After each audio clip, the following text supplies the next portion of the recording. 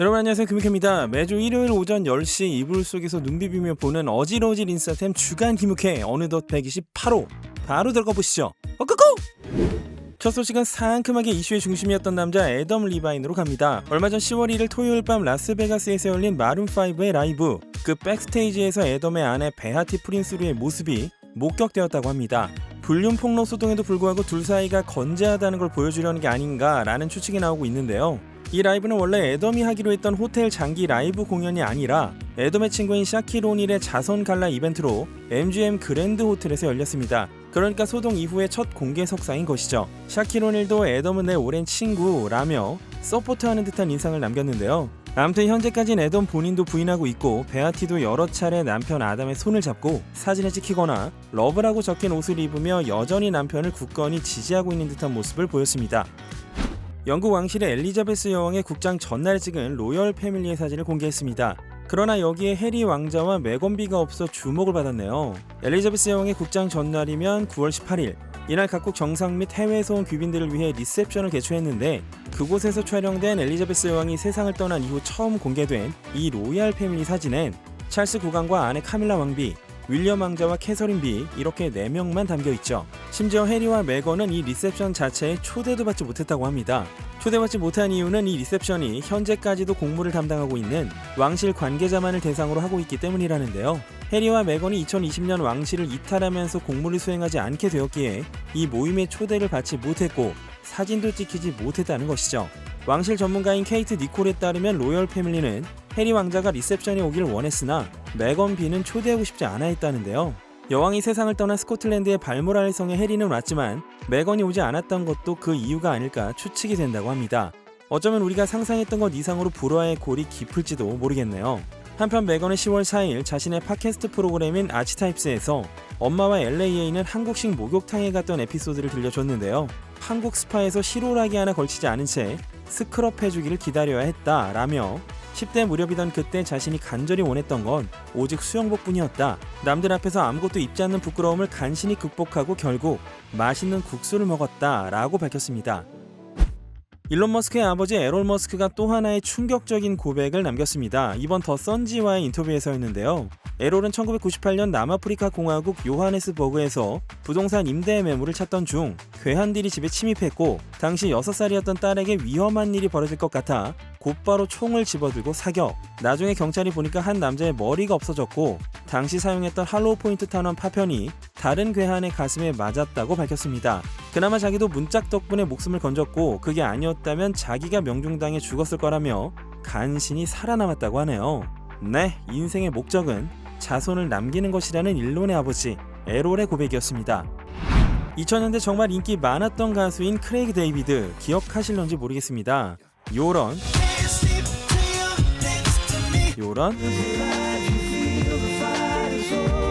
요런 노래를 했던 사람인데요. 크레이그 데이비드가 이번에 커밍아웃을 했다고 합니다. 그런데 그 커밍아웃이 아니라 본인이 영능력자라는 걸 오랫동안 숨겨왔다며 이번에야말로 그 사실을 밝히기로 결심했다는데요. 난 엄청나게 강력한 교감 능력과 민감한 영능력을 갖고 있습니다. 이렇게 공개적으로 밝히니 속이 후련하군요.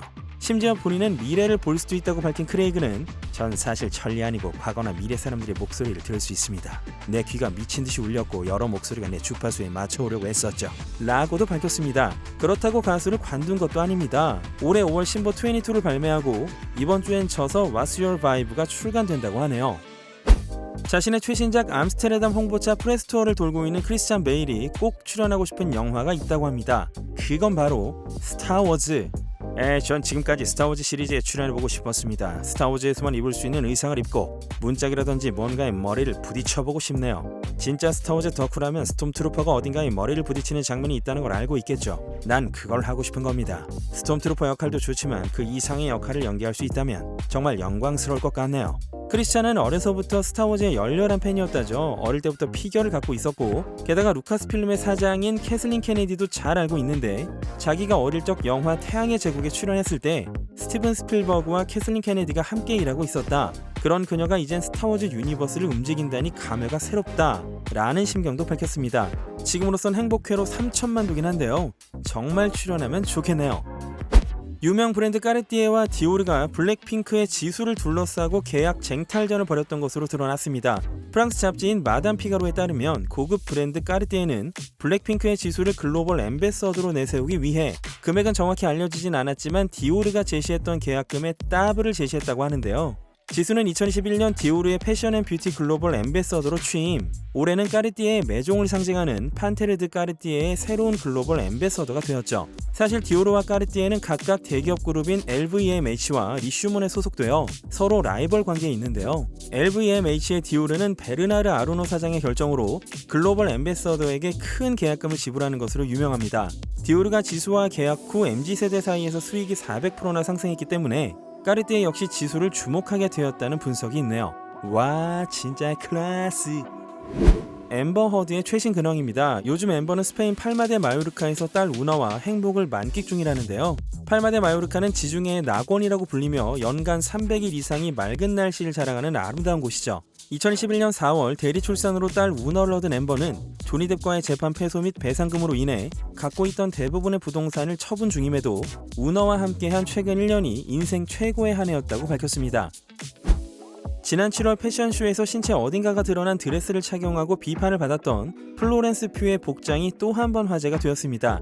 발렌티노의 파리 패션위크 디너에 참석하면서 요런 복장을 입었는데 본인이 직접 자신의 인스타에 올렸으니 궁금하시면 거기서 보시면 되겠습니다. 암튼 지난번엔 사이즈나 모양을 비판하는 사람들까지 나타나 화가 난 플로는 정말 웃긴 건 남자들이 얼마나 간단하고 공개적이면서도 자랑스럽게 여성의 몸에 대해서 평가하는 것이다. 여성에게 있어 자기 몸의 결점이 낯선 사람들 입방아에 오르내리는 이런 일은 처음도 아니고 분명 마지막도 아니겠지 라며 불편한 감정을 밝힌 바 있습니다. 정가니 현예가 지금 세상의 중심에서 어그로를 외치고 있습니다. 이지 시즌 9 패션쇼장에 카니가 요렇게 적힌 티셔츠를 입고 등장을 해버렸고, 카니의 이 쇼에 참가한 모델 중엔 같은 문구가 적힌 티셔츠를 입고 있던 사람들도 있어서 아마 제대로 각 잡고 기획한 게 아닐까라는 추측과 함께 SNS나 언론을 통해 제대로 구설수에 오르고 있는데요. 쇼에 참석했던 윌 스미스의 아들 제이든 스미스는 이 메시지를 보자마자 바로 퇴장을 해버렸습니다. 워낙에 비기슈라 셀럽들도 한마디씩 했죠. 보그지의 첫 여성 컨트리뷰팅 에디터인 가브리엘라 카레파 존스는 이것은 폭력이지 예술이 아니다. 카니의 메시지는 유색인종을 가두고 죽이는 것이자 노예 제도를 정당화하는 것이라고 맹비난. 그러자 카니는 이건 패션 피플도 아니네 라며 가브리엘라를 살짝 무시하는 듯한 댓글을 달더니 삭제를 했죠. 가브리엘라와 친하다고 알려진 현재 레오나르도 디카프리오와 열애설이 난 지지 하디드도 한마디 합니다.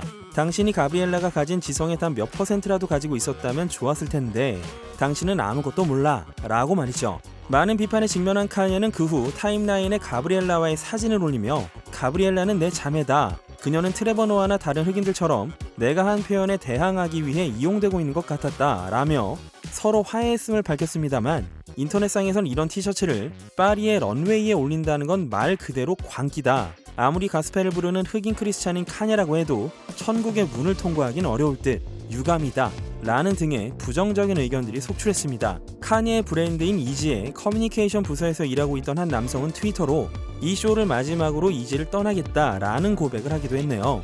이번 소동은 카니가 특히 과거에 흑인들이 노예 제도를 스스로 선택한 것 같다던 발언 이후 좀 센 거여서 여파가 오래가지 않을까 싶습니다. 종종 댓글로 주간기묵회 애독자분들께서 카니가 없네 라며 아쉬움을 표하시는데요. 정말 잊을만 하면 터지네요. 여기서 끝이 아닙니다. 카니는 자신을 다룬 영화를 만들 예정이라는데요. 심지어 그 영화 주연으로 제이미 폭스를 생각하고 있다고 합니다. 인스타에 있는 1790만 명의 팔로워들에게 얘 무비를 만들면 누가 날 연기해야 하지? 라고 묻기도 했는데요. 카니와 제이미 폭스는 서로 피처링도 많이 주고받았고 특히 카니가 제이미를 두고 엔터업계에서 가장 위대한 천재 중 한 명이다 라며 추켜 세워왔습니다. 제이미 폭스가 과연 출연할지는 미지수네요. 에즈라 밀러가 DCU 영화 더 플래시의 재촬영에 들어갔습니다. 2022년 9월 26일 촬영이었다는데요. 이런 즉슨 영화사와 에즈라 사이의 합의점을 찾고 제작을 제대로 진행하기 시작했다라고 봐야겠죠. 더 플래시는 미국 기준 2023년 6월 23일에 개봉 예정입니다. 신흥 종교의 여러 폭로에도 불구하고 결국 가네요. 네, 오늘은 시공간이 일그러지는 뽀샵으로 화제가 된 클로이 카다시안의 사진을 끝으로 이번 순서를 마치겠습니다. 여러분은 보이시나요? 지금까지 주간 김육회 K였습니다. But I ran into you yesterday and you never saw it coming, babe.